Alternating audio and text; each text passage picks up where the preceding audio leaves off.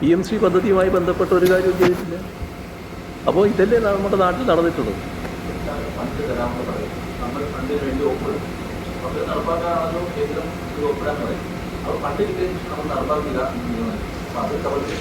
അല്ല, ഞാൻ പറഞ്ഞത് നിങ്ങൾക്ക് മനസ്സിലായില്ലേ? PMC പദ്ധതിയിലൂടെ അവരുദ്ദേശിക്കുന്നത്, അവർ നടപ്പാക്കാൻ ഉദ്ദേശിക്കുന്ന കാര്യങ്ങൾ ഈ രംഗത്തൂടെ നടപ്പാക്കലാണ്. അത് നടപ്പാക്കാൻ നമ്മളില്ല എന്നത് നേരത്തെ വ്യക്തമാക്കിയിട്ടുള്ള കാര്യമാണ്. വിദ്യാഭ്യാസ രംഗത്താകെ നടപ്പാക്കിയ കാര്യമാണ്. പിന്നെ നമ്മൾ കാണേണ്ട ഒരു കാര്യം, നമ്മൾ വിദ്യാഭ്യാസ സംരക്ഷണ യജ്ഞം 2016 LDF സർക്കാർ വന്നതിന് ശേഷം തുടങ്ങിയതാണ്. അതിൻ്റെ ഭാഗമായി നടത്തിയ പ്രവർത്തനങ്ങൾ നമ്മുടെ സ്കൂളുകൾ വലിയ തോതിൽ മെച്ചപ്പെട്ട അവസ്ഥയിലാണ്. ഇന്ത്യയിലെ മറ്റ് സംസ്ഥാനങ്ങളിലെ സ്കൂളുകൾ പോലെയല്ല നമ്മുടെ സ്കൂളുകൾ. ഈ PMCയുടെ ഭാഗമായി നന്നാക്കണമെന്ന് പറയുന്ന സ്കൂളുകളുടെ നില നോക്കിയാൽ നമ്മുടെ വിദ്യാലയങ്ങൾ പലതും നന്നായി കിടക്കുകയാണ്. അതൊരു വസ്തുതയല്ലേ? ആ ഭാഗം നമ്മൾ കാണണ്ടേ? പക്ഷേ PMCയുടെ ഭാഗമായിട്ടുള്ള ഫണ്ട് കിട്ടിയില്ലെങ്കിൽ നമുക്കൊരു വിഷമം വരാനില്ല. അതാണ് ഞാൻ പറയുന്നത്. PMCയുടെ ഭാഗമായുള്ള ഫണ്ട് ഇവിടെ കിട്ടിയില്ലെങ്കിൽ കേരളത്തിൻ്റെ വിദ്യാഭ്യാസ രംഗത്തിന് ഒരു പ്രോബ്ലം എടുക്കില്ല. പക്ഷേ SSKയുടെ ഫണ്ട് കിട്ടിയില്ലെങ്കിൽ വലിയൊരു പ്രയാസം ഉണ്ടാകും. ഇതാണ് അന്നേ ഞങ്ങൾ പറഞ്ഞ കാര്യം. ഇതാണ് കാണേണ്ടത്.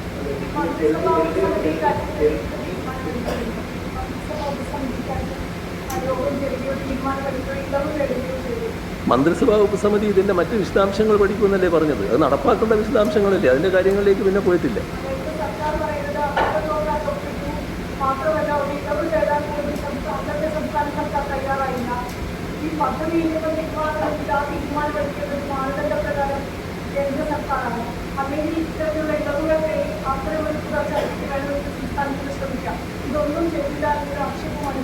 അതല്ലേ ഞാൻ പറഞ്ഞത്. അതൊക്കെ വിദണ്ഡവാദങ്ങളാണ്. നമ്മുടെ ഒരു സംസ്ഥാനത്ത് നടപ്പാക്കേണ്ടതില്ലാന്ന് തീരുമാനിച്ചാൽ ഏത് ഘട്ടത്തിലും ആ സർക്കാർ നടപ്പാക്കാതിരിക്കാം. ഇവിടെ PMC നടപ്പാക്കുന്നതുമായി ബന്ധപ്പെട്ട ഒരു കാര്യവും നടന്നിട്ടില്ല. PMC പദ്ധതി നടപ്പാക്കുന്നതുമായി ബന്ധപ്പെട്ട ഒരു നിർദ്ദേശങ്ങളും ഇവിടെ നമ്മുടെ മുന്നിലില്ല. അപ്പോൾ PMC പദ്ധതി നടപ്പാക്കണമെങ്കിൽ ഇനി പുതിയ നിർദ്ദേശങ്ങൾ കൊടുക്കണം. ആ പുതിയ നിർദ്ദേശങ്ങൾ കൊടുക്കുന്നതിനാണ് ഇപ്പോൾ UDF ഗവൺമെൻറ് ആലോചിച്ചുകൊണ്ടിരിക്കുന്നത്. ആ പുതിയ നിർദ്ദേശങ്ങൾ എന്തിനാണ് കൊടുക്കുന്നത്? PMC പദ്ധതി നടപ്പാക്കാൻ തയ്യാറില്ലെങ്കിൽ ഒരു നിർദ്ദേശം കൊടുക്കാതിരുന്നാൽ പോരെ? ഞങ്ങൾ നിർദ്ദേശം തരാൻ തയ്യാറില്ല എന്ന് പറഞ്ഞാൽ പോരെ? ഇപ്പോൾ വേറൊരു ഉദാഹരണം ഞാൻ പറഞ്ഞല്ലോ, പഞ്ചാബിൻ്റെത്. അതൊരു അനുഭവമല്ലേ രാജ്യത്തിന് മുന്നിലുള്ളത്? നടപ്പാക്കിയ സ്ഥലത്ത് തന്നെ പിന്നെ ഞങ്ങൾ നടപ്പാക്കുന്നില്ല എന്ന നിലപാടെടുത്തതല്ലേ? അതാണ് കാണുന്നത്.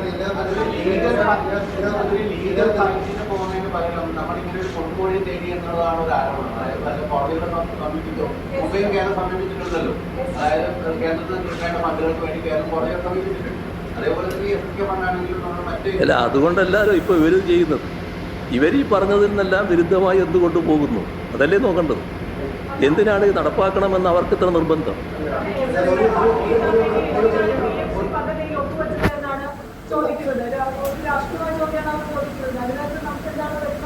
ഏതാണ്?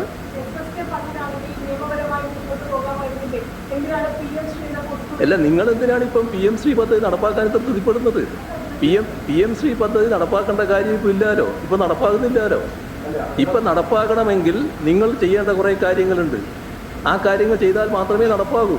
എന്തിനാണ് അതിൽ പോകുന്നത്? ഇപ്പോൾ ഉള്ളെടുത്ത് കടന്നാൽ പോരെ? PMC പദ്ധതി നടപ്പാകില്ലല്ലോ. ഇപ്പോൾ ഉള്ളെടുത്ത് കടന്നാൽ PMC പദ്ധതി നടപ്പാകില്ലല്ലോ. എന്തിനാണ് PMC പദ്ധതി നടപ്പാക്കുന്നതിന് വേണ്ടിയുള്ള നിർദ്ദേശങ്ങളുമായി നിങ്ങൾ കേന്ദ്ര ഗവൺമെൻറ്റിനെ സമീപിക്കുന്നത്? നിങ്ങളതിനകത്ത് ശക്തമായി എതിർത്തതല്ലേ?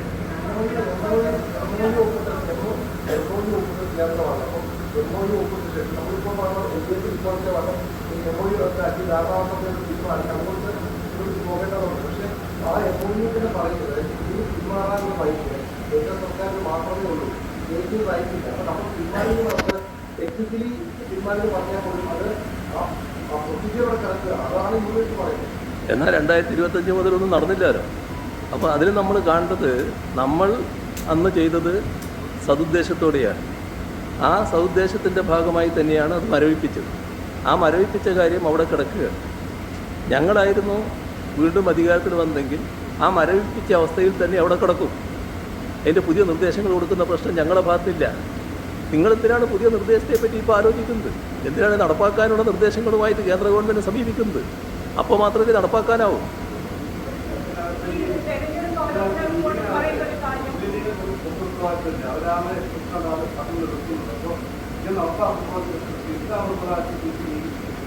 ലീഗിൻ്റെ മന്ത്രി മുഖേനയല്ലേ നടപ്പാക്കാൻ തന്നെ നോക്കുന്നത്. ലീഗിൻ്റെ മന്ത്രിയാണല്ലോ പൊതുവിദ്യാഭ്യാസ മന്ത്രി. പൊതുവിദ്യാഭ്യാസ മന്ത്രിയുടെ ഭാഗമായിട്ടാണല്ലോ ഈ PMC ഒക്കെ വരുന്നത്. ആ പൊതുവിദ്യാഭ്യാസ മന്ത്രി മുഖേനയാണല്ലോ നടപ്പാക്കാൻ നോക്കുന്നത്. ആ കാര്യങ്ങൾ അവർ പറയേണ്ടതാണ്. അറബിക്കടലിൽ കളയുമെന്ന് പറഞ്ഞവർ എങ്ങനെയാണ് ഇപ്പോൾ നടപ്പാക്കുന്നതിൻ്റെ ചുക്കാൻ പിടിക്കുന്നത് എന്താണ് അവരാലോചിക്കേണ്ടത്.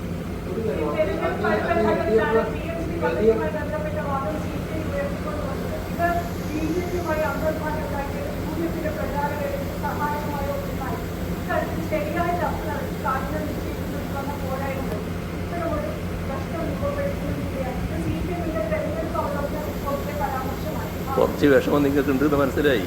ഞാൻ പറഞ്ഞ കാര്യങ്ങൾ കുറച്ച് നിങ്ങളെ വിഷമിപ്പിക്കുന്നുണ്ടെന്ന് മനസ്സിലായി. ഇനി അതിന് വേറെ കഴിയൊന്നും കളിച്ചിട്ട് കാര്യമില്ല. നിങ്ങൾ എന്തിന് ഈ പദ്ധതിയുമായി മുന്നോട്ട് പോകുന്നു, ആ കാര്യം മാത്രം നിങ്ങളങ്ങ് ആലോചിച്ചാൽ മതി. അതിന് ദേശം വിഷമമുള്ളൊരു കാര്യമാണ് നിങ്ങൾക്ക്. അതൊക്കെ മനസ്സിലാകുന്നുണ്ട്. അവരെ വെച്ച വിഷമാണ് ഞാൻ പറഞ്ഞത്. അവർക്കുള്ള വിഷമം നിങ്ങൾക്കുള്ള വിഷമാണെങ്കിൽ നിങ്ങൾക്കും ബാധകം തന്നെ. LDFന് റൈറ്റ് ഉണ്ട്, നടപ്പാക്കിയിട്ടില്ലല്ലോ. LDFന് റൈറ്റ് ഉണ്ട്. LDFന് റൈറ്റ് എന്താ? LDF മരവിപ്പിച്ചതാണ്. ആ മരവിപ്പിച്ചതിന് ശേഷം ഒരു കാര്യവും നടന്നിട്ടില്ല. ഞങ്ങളിപ്പോൾ ഇതെല്ലാം നടപ്പാക്കാൻ പോകുന്നു എന്ന് പറഞ്ഞുകൊണ്ട് UDF മുന്നോട്ട് പോവുകയാണ്. അതെന്ത് അടിസ്ഥാനത്തിലാണ് എന്താണ് ചോദിക്കേണ്ടത്?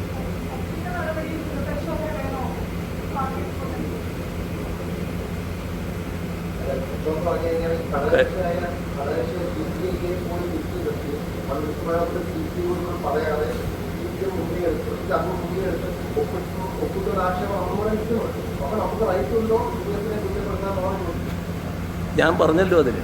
നിങ്ങൾക്കത് മനസ്സിലാകാത്തത് നിങ്ങളുടെ പ്രത്യേക വീക്ഷണം കൊണ്ടാണ്. മറ്റെല്ലാവർക്കും മനസ്സിലാകുന്നുണ്ട്. ഞാൻ എന്ത് ചെയ്യാൻ പറ്റും അതിന്?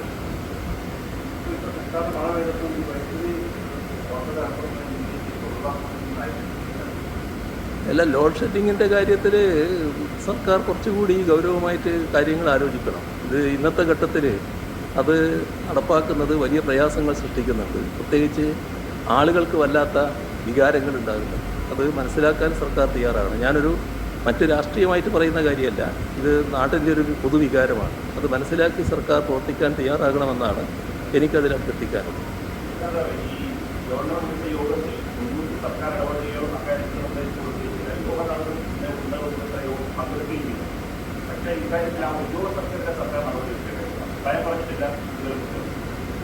അല്ല, ഇത്തരമൊരു യോഗം നടക്കുമ്പോൾ ആ യോഗം നടക്കുന്ന വിവരം കിട്ടിയാൽ തന്നെ അത്തരം യോഗത്തിൽ പങ്കെടുക്കാൻ പാടില്ല എന്ന നിലപാട് സാധാരണഗതിയിൽ സർക്കാരിന് സ്വീകരിക്കാവുന്നതാണ്.